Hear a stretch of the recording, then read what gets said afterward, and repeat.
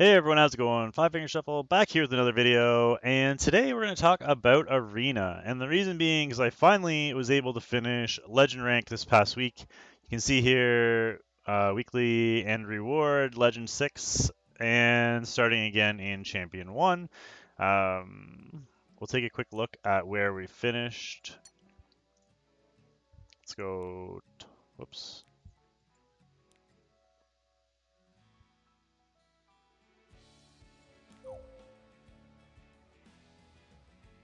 Well, that didn't work very well, did it? Alright, well, what I can do. Great start to the video. Some fantastic content right there. Anyway, season rank. You can see we have 37 points, which means if you invert that, if you finish rank 100, you get 1 point, and then it goes up by 1 point all the way up to rank 1, who gets 100 points. We got 37 points, which means we finished rank 63. And it's my very first legend finish, so that's why I only have 37 points. We'll have to see. I mean, we're at rank 139, so if you finish top 100, you get the frame. There are only 2 weeks left, so we will try and squeeze our way in there if we can. It's not going to be easy, but it looks cool now that it says rank 1, even though we're tied for rank 1. So what I'm going to do today, anyway, back on topic, now that we figured that out, is we're going to talk about my offenses, my defenses, and how my teams have evolved over time, and what basically I went through in order to get to Legend, and kind of my journey on my way there. So let's first show you the win rates and loss rates. You can see the last 3 weeks are the only ones that are shown.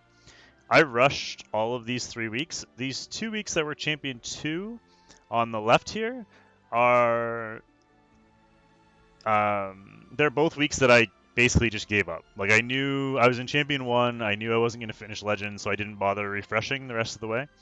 So if we take a look at the win rates, I went 73%, 73%, 84% last week, and then 88.8% this week. And then the loss rates went, my defense went 26%, 23%, 30% last week, and then actually down to 17% this week. So we're going to break that down and kind of explain why. Then what I'm going to do is I'm going to show you the gear. And then what I'm going to do after that is we will do a little bit of arena, just so you guys can see what my offense looks like. We won't do all 5 fights, but I'll try and give you guys a couple of good examples, and we'll go from there. So let's switch over to the team comps I was using for arena defense. So for defense, I obviously can't really show you examples of how my defense was performing other than the stats. But what I can do is show you kind of the evolution of my defense, and then I'll show you the gear. So I've really only had 2 defenses this entire time. This was my original defense, and it was doing okay. It was holding usually around 30% early in the week, and then it would drop down on Sunday. The last week I used it, it actually started at around 25%, and then we finished over 30 at the end of the week. So it worked really well. The only problem with this was that at higher levels, I feel like people saw Fallen Cecilia and were like, oh, I can beat Fallen Cecilia. So even though I was winning, I was getting attacked a lot more than a lot of other people were, which ended up in more of like a net loss. So you have to think about that. It's not only about your win rate. If I get attacked 100 times and I win 30%, that's great. But that means technically I'm a minus 40 because the 30 wins cancel out 30 losses. So overall, I dropped by 40 losses. If I only get attacked 40 times and I only win 10 of them, that's only 25%, but the 10s cancel each other out, and I'm only a minus 20. So technically, I'm 20 wins higher with that defense than I am with the one that got attacked 100 times. So you do have to keep that in mind. It's not only about win percentage, it's also about how often you get attacked. So if you're getting attacked a whole crap ton of times, you really want to try and limit that. So this week, I actually got really, really lucky, and I believe on Wednesday, I was doing my daily summon plus I actually went into Raid and bought the chest from regular Raid, and 2 summons popped out of it. I summoned them, and I happened to pull this guy. So I quickly leveled him up. I 6-starred him. I 5-star awakened him. I only had enough molas to give him 2 skill ups into his skill 2. But I was like, you know what? I feel like he kind of counters the current meta because everybody that used to have ball comps, even though he's a lot worse, they've kind of, first of all, they don't have him anymore because they've traded him in. So there's very few Sage balls out there. There's actually, I would say there's less Sage balls now than any other unit in the game. Mainly because most people that had him have traded him in, and or they haven't. If they had an extra one, they just haven't bothered gearing him up again because he's not as good anymore. And it's true, he's not as good anymore. But in the current meta, with all the like running, ignore resistance, Basar, blank, blank, blank, he's actually really good. And he also counters. He doesn't necessarily counter Oxlots, but ML Ken does a good job of countering a lot of Oxlot's teams. So he doesn't counter everything, but between the two, it does counter a lot of the meta cleave offenses. That being said, I am obviously still losing defenses, but it's not like fast cleave type clears, which I'm okay with the trade-off, and I wanted to try it out. So I popped him in there, and it feels like it did better. We'll take a look at the statistics in a minute. It is going to be hard to give you guys exact stats because I only popped him into my defense on Thursday, so the actual win rate doesn't actually show. But we'll take a look at that in a second. Let's go back first and take a look at the gear. I actually want to touch on one more thing before we pop over to the gear that I forgot to mention, and that is what artifacts you're running on this defense. We are going to look at the gear, but I just wanted to show you guys something first that I see a lot of people do on defense, and I'm not really sure if they're doing it on purpose or if they just haven't thought about it. But especially in Seaside Bellina defenses. I know everybody has Seaside Bellina and everybody's putting in their honor defense, but I feel like a lot of people aren't putting her in, aren't running their defense in the correct formation with her. This is one of those things that I'm sure a lot of people are going to be mad at me for saying because it's going to make Arena a lot harder if people actually pay attention to this part of the video. But if you are running, what I see a lot, say you're running single tank, I see a lot of this. And running Sea Armin in the front or your Aureus holder in the front and with Bellina. Or running your Reviver in the front. Say it's Rule of Light with your Bellina on the side. You have to keep in mind that Bellina's reflection damage goes on this lead unit. So if you have Aureus on the unit on the front, say she's got, even if she's really tanky, she's got like 20k HP, it doesn't really matter because she's taking Aureus damage, she's taking reflection damage, and she's taking Bellina reflection damage. So that Sea Armin is going to die. I don't care, even if they're not a strong person isn't attacking you, she's going to die every single time. If it's a Ruel, same sort of idea. So keep that in mind when I'm showing you my gear. It'll make a lot more sense as to why I have my Fallen Cecilia in front as opposed to my regular Cecilia. So let's go and take a look at the gear. So first let's talk about Cecilia. So Cecilia is the one unit who is no longer in my defense. I took her out. She actually did a great job there. You can see as I showed, the last defense that she was in was actually 30% win rate, which is great. The problem is that, winning, just because you won a lot of defenses doesn't mean that it was the most beneficial thing you could have done, right? So she has 22k HP. She does have a level 30 Aureus, which is why she was in the back, because she's going to soak up the damage. I didn't want her in the front to also take the Bellina damage as well. She does have 205 speed, so that hopefully she could provoke, and some crit rate as well, so she can do some damage. But she is no longer in my defense, so let's move on to the next one. Next up is Fallen Cecilia. So you can see my Fallen Cecilia is 27.7k HP. She's significantly slower at 173 speed, but the main thing I was worried about with her was getting the HP higher. You can also see she's on Adamant Shield. Adamant Shield is basically the same as a Sea Armin in terms of it reducing crit damage taken, except there's no reflection. So if you're not running a Sea Armin, you may want to consider an Adamant Shield. But yeah, so she's on Adamant Shield to reduce damage on everybody. Also, there's the Aureus to reduce damage on everybody. And then the Bellina also has damage reduction as well, and reflection onto the Cecilia. So hopefully with all of that combined, it does help everybody stay alive. Third on the list is Seaside Bellina herself. You can see she's relatively slow now. I actually changed her gear, and that's why. So leading up to this week, I had her on speed boots, and she's now on defense boots. Reason being, it's twofold. One, I didn't really care as much about her being fast because I already have a provoke going first, so I'm not too worried if that provoke gets off. Then it's great, and they're not going to hit her anyway.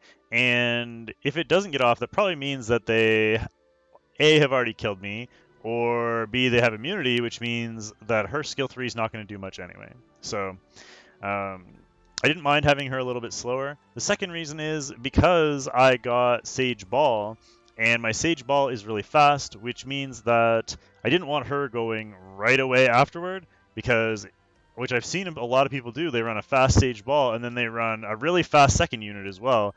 So he sleeps, and then the second unit wakes them up. I'm like, oh, thanks. Cool. So I'm good to go. So speaking of him, let's move over to Sage Ball. So Sage Ball is speed, effectiveness, and HP on the right-hand side. I'm not going to show his stats just because I don't want everybody knowing exactly how fast he is. Obviously at Legend, if people remember how fast you are, then it's not going to be in your best interest. You can see that he only has 2 skill ups so far, though. I will be changing that, especially now that it's Monday. As soon as this video is over, I'm going to go buy those Molas and put them into his skill 2. But yeah, that is his build. He's just on speed. He doesn't really need immunity because hopefully he's going first. And if he's not going first and he's getting outsped, then hopefully it's by somebody that's not going to stun him. And finally, the last unit on my defense is my ML Ken. And my ML Ken is actually squishier than most, but I kind of like it that way. So he is 14k HP, but he has 4k attack and 231 crit damage. So he is on Lifesteal as well as Scythe. He is attack, and crit damage. I could put him on HP boots. I could put him on the Fallen Cecilia HP boots and switch him around so he would have like 17k HP.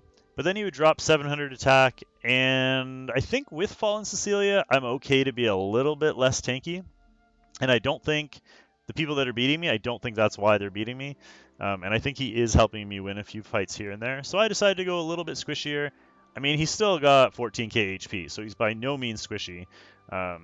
But combined with Fallen Cecilia, Aureus, and Adamant Shield, I think it makes him just tanky enough to be able to survive and still do a crap ton of damage. And of course, because he's on Lifesteal and Scythe, he will heal back completely to full.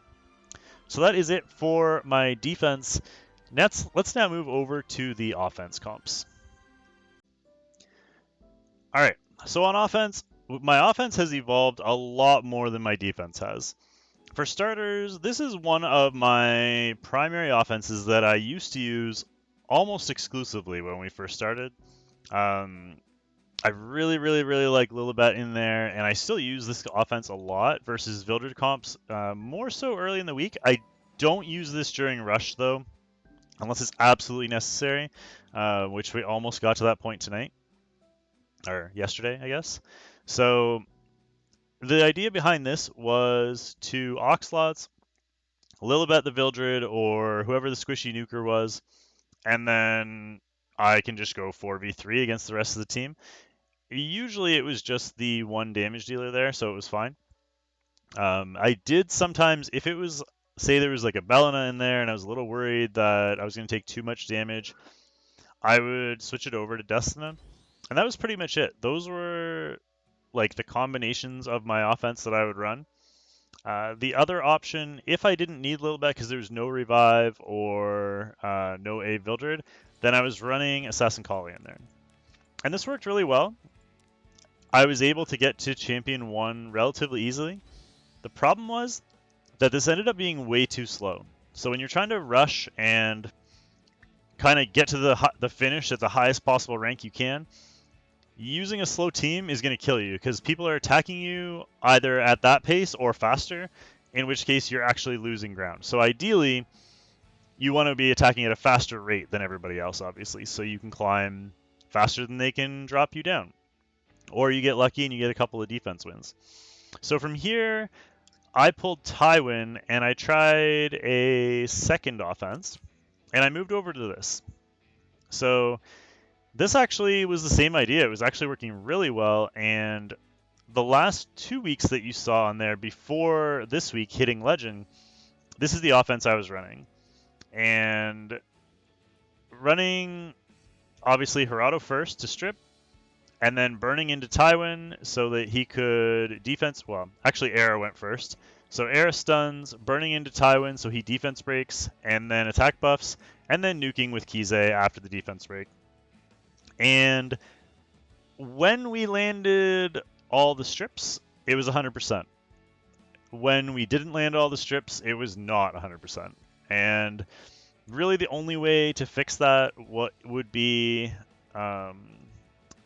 Basar in here and be able to burn into Basar so he can be irresistible. With Geraldo, it just doesn't quite cut it. You're going to lose 15% of the time, so you're going to cap out at 85% win rate if you have a perfect round. There's just nothing you can do about it, because occasionally, or 15% of the time, you're going to miss the strip on that ML Ken, or Ruel, or Maid Chloe, and unfortunately your Judge Kize isn't going to be able to do anything about that resistance, and you're not going to nuke them, and they're just going to solo you. So when it works, it's a beautiful thing. I love it. You can see I've already renamed this the Basar AO because I've been leaving this spot empty, and I'm all prepped to summon Basar and hopefully be able to get a Basar cleave going that I can run secondary to the offense I was running today, for a couple of reasons, but I will show you that once we get into the actual gameplay at the end. So what happened after this? I had a really low crit rate Judge Kize, because Tywin buffs crit rate as well as attack. So when I switched over to my most recent comp, I actually was not running Judge Kize in here. So when I was first running it, I guess actually last week I ran this comp, which was quite good. We were, with 40 minutes left in Rush, we were ranked 2 in Champion 1, so we were ranked 102 overall. We ended up missing Champion, which sucks, and I was kind of bummed out. But I was like, you know what? I know this works now, and I can do it. It's just a matter of getting it right. So I switched all my gear around and gave her gear over to Judge Kize so that we could have a little bit more damage. And this is the comp that I actually stuck with for this week, and it worked perfectly. We only lost a couple of offenses the whole way. I'm going to show you guys my win-loss log, or the last 20 fights on my log at the end of this. But first, before we do all that, let's go jump into the gear, and then we'll show you guys the win-loss log, and then we'll do some gameplay. So I'm going to rip through the old team first, just so you have a basic idea of how to run that team if you do want to run it, or if you want to run the Basar comp, how also you could run that as well. Obviously, I've stripped some of his gear already. I just haven't gotten around to stripping it all. But basically, he was about 230 speed with 185 effectiveness, and he had a max Ancient Book on him. That's all that matters. None of the other stats matter, just speed and effectiveness. He wasn't doing anything else. That was it. The 185 effectiveness is the big thing. You need him to get that strip. If you can get him higher, that's great. I would have loved to have run Cursed Compass on him, but I needed the Ancient Book to be able to burn into the Tywin, so that was my only choice. Up next is our friend Tywin, if we can find him. There he is. So you can see he has 165 effectiveness, and he actually does have Cursed Compass, because I didn't need him on, well, you can't put him on Ancient Book. So total, he has 215 effectiveness, which means he rarely misses the defense break, but again, it does happen. There's nothing you can do about it. He's going to miss 15% of the time, because that's the way the effectiveness and resistance calculation works. Keep in mind that this was not on him before because it didn't exist. But these are the exact stats that he had otherwise. 16k HP minus this thing with 206 speed and 215 effectiveness. And then we have Era. Very similar, 211 speed, so slightly faster than Tywin. Ideally, you'd like that speed gap to be a little bit more. I think it was one more speed when I was running it, but I moved a piece of Tywin gear around and made him one speed faster. But she's 300 attack, only 47 crit rate, but she does have 144 effectiveness. Mainly, she was just there for the stun. That way, when I did like an ML Ken or something, I could either stun or defense break when I was running with Judge Kize. That way, if I missed the defense break, as long as it was already stripped, it didn't matter. I would still win because Era had stunned. Or if Era doesn't stun, then I can land the defense break. So I kind of only had to land one of the two. And when that was the case, it was 100% because it was, well, almost 100%. Because you had 85% chance to land each individually, which usually means you're going to land at least one or the other, if not both. So that was my thought process with her, and it worked really well. Same thing with like Ruel's and with Maid Chloe's and stuff like that. As long as I landed the strip, I was fine. Unfortunately, didn't land the strip often enough, so I ended up switching it. And finally is my Judge Kize. We're going to save her for last because I have changed her gear. But she was on more of like a nuker type build. I wonder if my BBK has her gear now, and I can show you kind of what she looked like.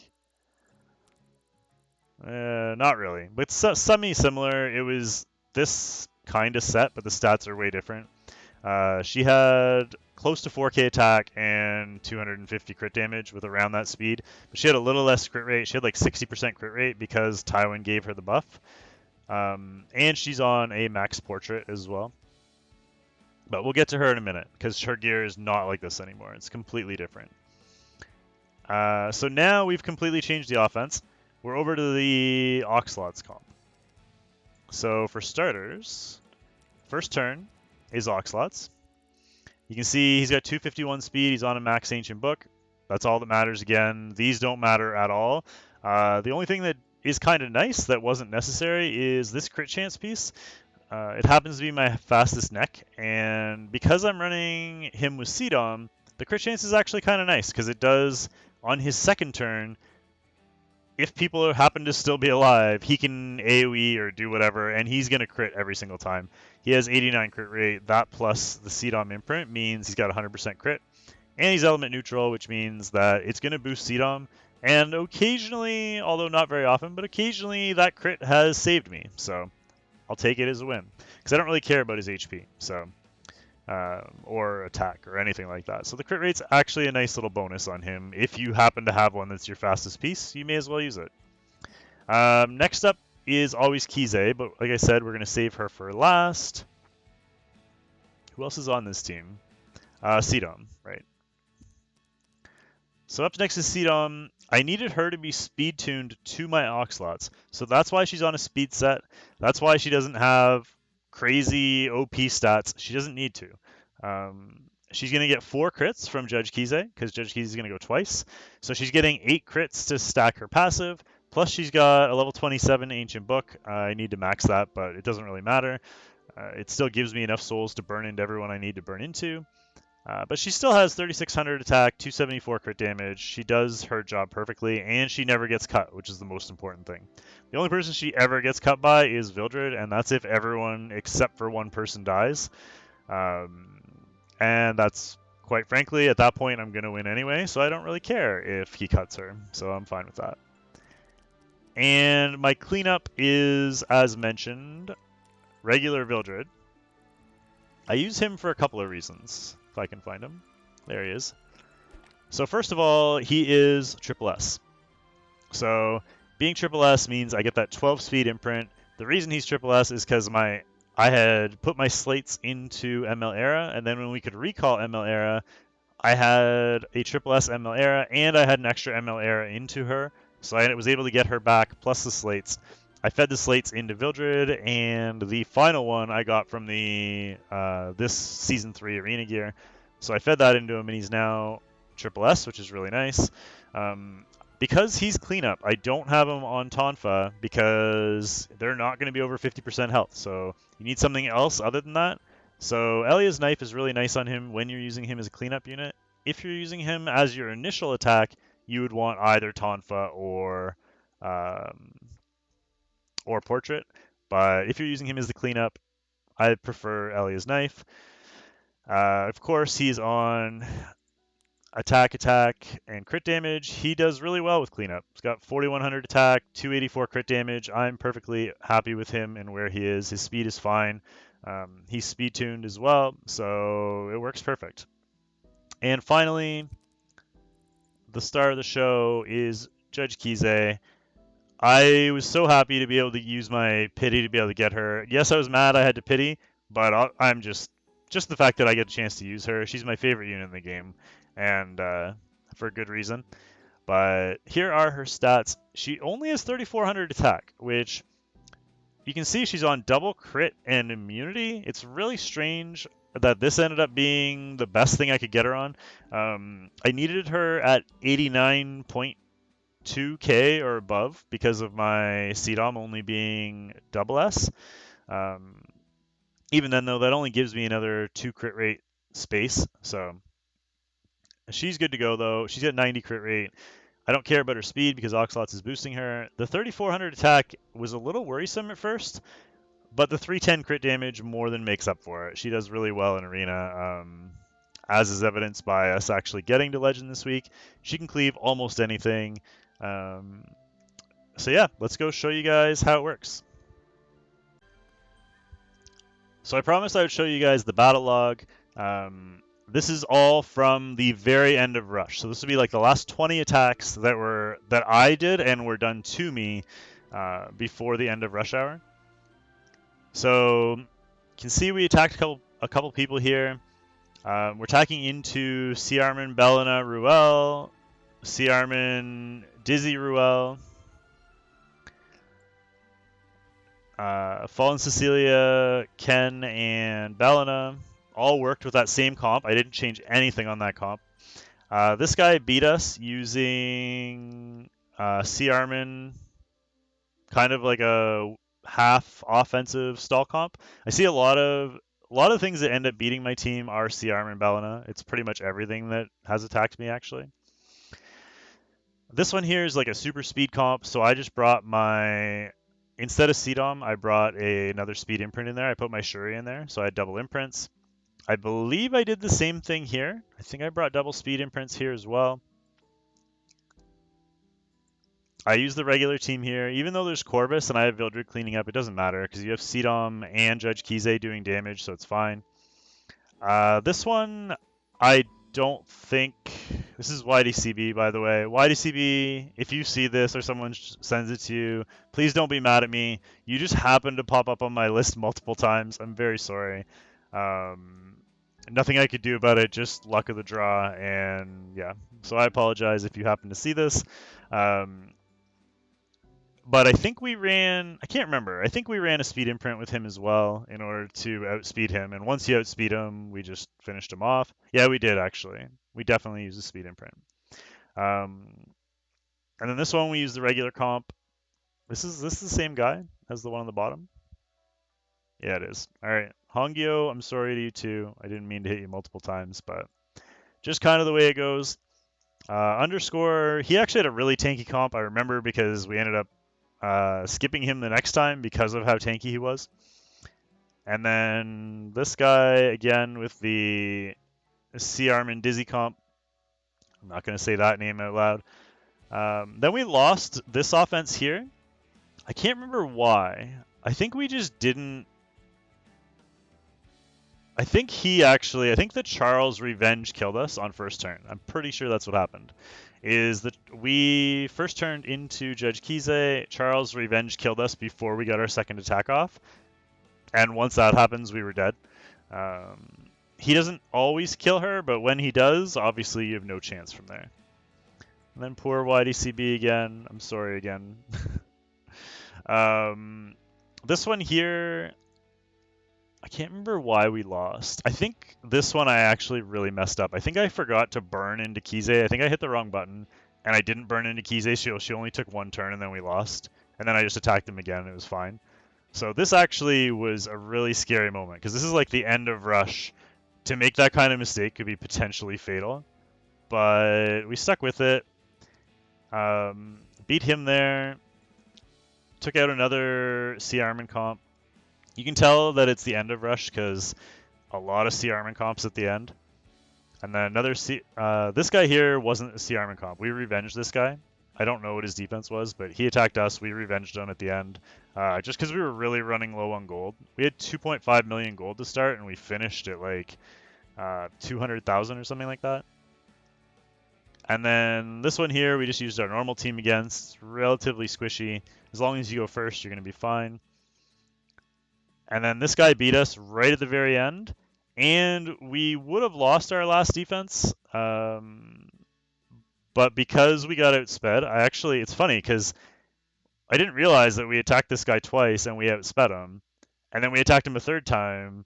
And he actually outsped us on the third one. So he must either we got really lucky on the first two, or he got lucky on the last one with the whole +5 -5 thing, and he actually outsped us. So we would have actually hit him for a third win, but instead we just let the time run out at the end. That way we didn't get nailed with the loss. So let's jump over to our opponent list and see what we got. So obviously these are all the people that finished Legend last week, because they're all in Champion 1 already. So these are going to be the top 100 people in Arena right now. So let's see kind of what we can do. Let's actually start with this one. This is it's a little scary because of the Charles, but this is a good example of what I would normally do on my offense. If we can get it to load. There we go. All right. So standard team, nothing's different. We'll just jump right into it. Bring it on. Hopefully this works smoothly and that Charles doesn't revenge kill our Kize, or else it's going to make this video look a little ridiculous. I actually didn't realize that you, let me turn that down on my end, that when you hit Legend, that you only get reset to Champion 1.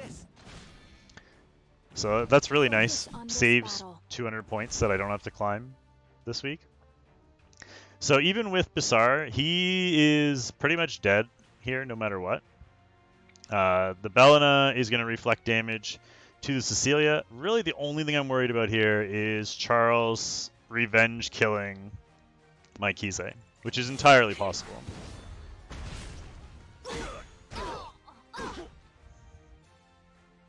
Alright, so we didn't get revenge, which means we win.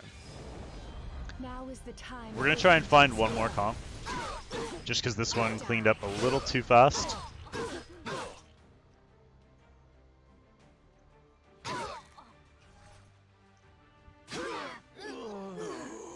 Normally we actually have to do the whole cleanup bit as well. So let's try one more. See if we can find one that's a little tankier. I do, for the most part, I skip a lot of Vildrids and a lot of Kens with this team. That's part of the reason why I want Basar, is because I could attack a lot of these if I was running a defense break and the stun. Like, I would attack this one, no questions asked, 100 times out of 100 if we had Basar. This one, not so much because of ball. And I probably wouldn't do the Fat Cat ones, but it would give me almost double the amount of teams that I could hit if I had the Basar. I feel like this one might be too fast, but we'll try it anyway. Oh, it's Pawn. Actually, this is funny. So, before we do this, and Weep King, that's funny. Anyway, so Pawn was in my stream all night last night, and I saw him on the list a couple of times, and because he was in stream, I didn't hit him. So this is a good chance to be able to attack him now, and he'll be happy because he'll actually get to see it. He's like, actually, I kind of want to see what my defense does, and obviously I didn't want to do it during Rush, so we're gonna do it now, and we'll see what happens. So same comp. Basically, we do have to outspeed the Basar, but because we have a max speed imprint, I'm not too worried about that. I think we're going to be okay. この辺でやめませんか? I did tell him, I was like, I hope I don't see you because I would attack that defense. And here we go. I get my chance, put my money where my mouth is, so to speak. I'll show you my ability. So we do outspeed the Basar. I'm going to take a quick peek here. Alright, so we got him by 11%. Now's my time to I just shine. had to know for future reference. You cannot resist. Alright, so obviously we burn into this.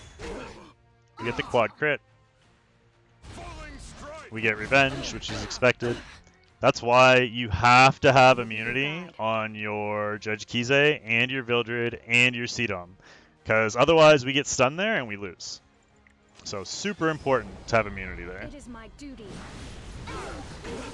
And then we quad crit again. So all these crits are boosting the heck out of Sidom's passive. We get revenged again. Again, thankfully we have immunity. So excited! And because only 2 people died, our Sidom will go next. Nixie is the strongest. I'm actually not going to burn into this, because Look at I me. I said look at me. if he doesn't die, then I don't really care. And because Vildred's going to clean up, and he'll definitely kill him. And if he does die, then he would have died to burn anyway, so it doesn't matter. Over here. Trust me. Alright, so he did die, If they won't get and away, which means he would have died if we would have burned anyway, and now we can burn into the Vildred and clean up. this is my victory. So that's it. That's pretty much the gist of the offense. Just finding comps that I can attack with that. I did skip a lot of comps because this is the only comp I use. The only thing that I did change was occasionally against like super speed comps, I added a speed imprint. Like I said, I would love to be able to use that Basar comp if I ever get a Basar. Because there are teams here, like here.